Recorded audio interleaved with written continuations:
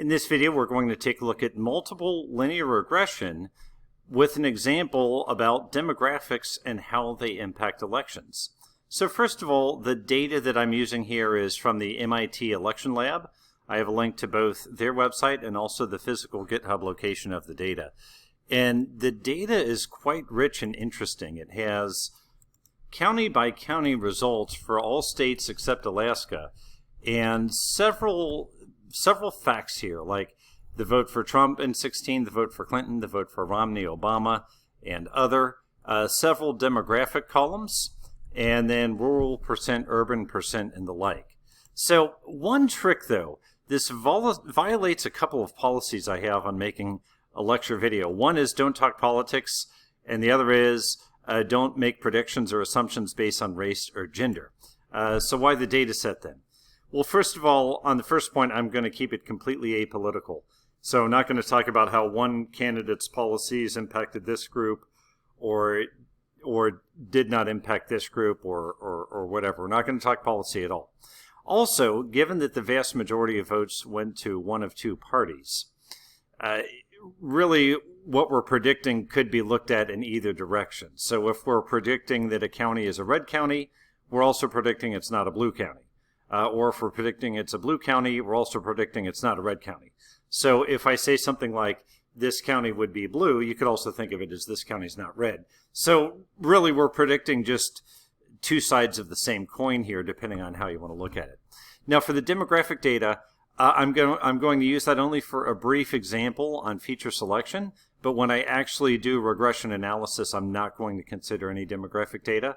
I'm going to look at the other data that is in the spreadsheet, like rural percent and the like, and high school educated and the like. Again, reason being, I want the lesson of this to be how to do linear regression. I don't want someone to come out of this lesson saying Martians are more likely to vote for candidate X because Brandon said so.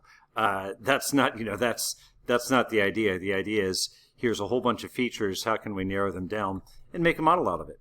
So with that, let's go ahead and get started. I'm going to import the spreadsheet that I showed you just a moment ago. I've started a notebook and given it all the imports that we're going to need, at least most of the imports that we're going to need for this. And next, let's go ahead and import that election data set and take a look at what we have. So 3,107 rows and 27 columns. So roughly the number of counties that we have in the U.S. There's some that I cleaned up in the spreadsheet that had null data, but nonetheless, that's about right. And then 27 columns. We can run an info statement on this to get an idea of what the columns are. So state and county objects, but the rest are mostly numeric, which is good. That will give us something that we can model. Next, I'll take a subset of this with only the demographic columns, which frankly is most of the columns, but nonetheless, this will give us a little more to work with. Now I'm going to use this data frame and clone it so I can make a couple of variations on it. One will be for linear regression, in other words, predicting a continuous variable, which would be the percent that a candidate from a certain party earned in certain counties. The other will be a categorical outcome. For the categorical outcome, we're going to look at counties that have a history of voting more frequently for third-party candidates. So if I'm a third-party candidate and want to get on a ballot, I'll know what kind of demographics I'm looking for when I need to send out petitions and get ballot signatures. So I simply take our existing election demographic DF and issue the copy command and store one into election demographic continuous DF. And do that one more time and store it into election demographic categorical DF. Let's start with the continuous DF. One trick about the data that we have is we have a total number of votes in each county. But that's naturally going to depend on the population, among other factors, but principally the population. What we don't have is a percentage. So I'm going to add a column that computes the total percent of votes in a certain county that Trump earned in 2016.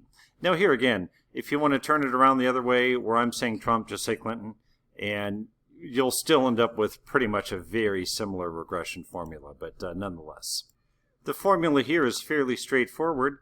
I'm adding a new column, Trump PCT, And for that column, I'm taking the existing column, Trump votes in 16, divided by the sum of Trump plus Clinton plus other votes in 16. And here again, if you want to make that a Clinton percent, just switch these two to Clinton 16 and everything else will stay the same. If you want to change it to a third-party percent, which we're going to do in our categorical model, then simply change that to other 16. It will give you a similar result. Let's take a look at what we have from this and make sure the data looks about right. We see, sure enough, this first county we have a fairly high Trump vote at 18,000 and then Clinton around 6,000, other president around 865. Gives us a Trump percent of 72%. Down here we have Trump vote of 39.21, Clinton of 73.14, other of 13.92, and that gives us a Trump percent of 31%. So we have correctly calculated the percent that Trump won in each of these countries and counties in 2016, and we've added that as a new column. Now on the categorical data frame, we're going to need to do this for third parties, but we're going to do it in 2 steps. First, we need to compute the percentage of vote that all third-party candidates earned in all counties in our list. Second, we're going to take the mean of that, and then we're going to make a new column with a 1 for counties that had a third-party vote greater than the mean of third-party votes across all counties, and a 0 for counties that had a third-party vote that was less than the mean for all counties. And here again, the idea is that I'm a third-party candidate and I need to petition to get on the ballot. So where am I most effective in spending my petitioning time and dollars? Where am I most likely to find a friendly audience and get those signatures? So we start by computing the third-party percent the same way we computed the Trump percent above.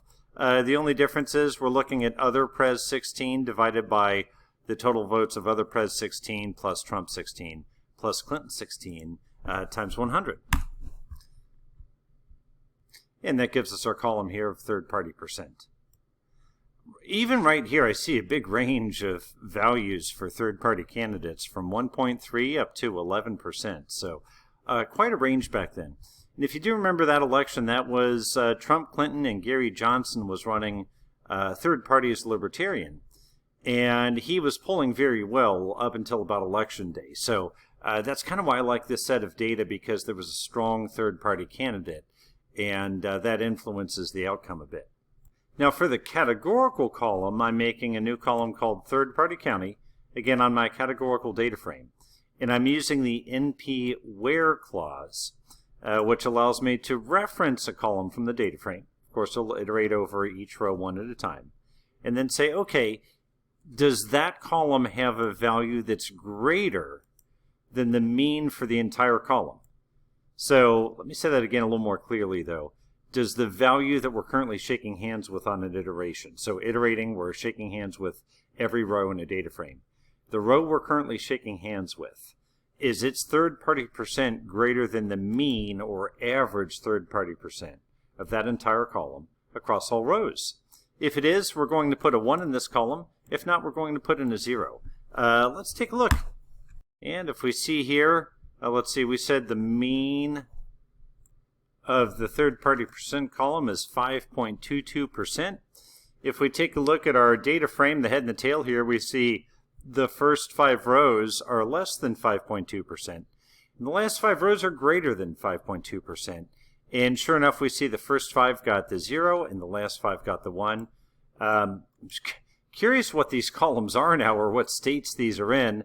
It's probably alphabetical, so I would bet Alabama at the top and Wyoming down at the bottom. But nonetheless, you see quite a divergence from one state to another.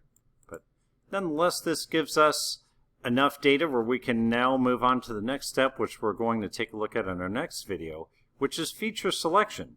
We have 27 different columns here, and we have to pick which one's our target, which actually we just made a couple target columns. But then we have to choose the right number of features to predict that target, and there are several models available to help us with that selection. So we'll pick up with that in the next video. Thank you.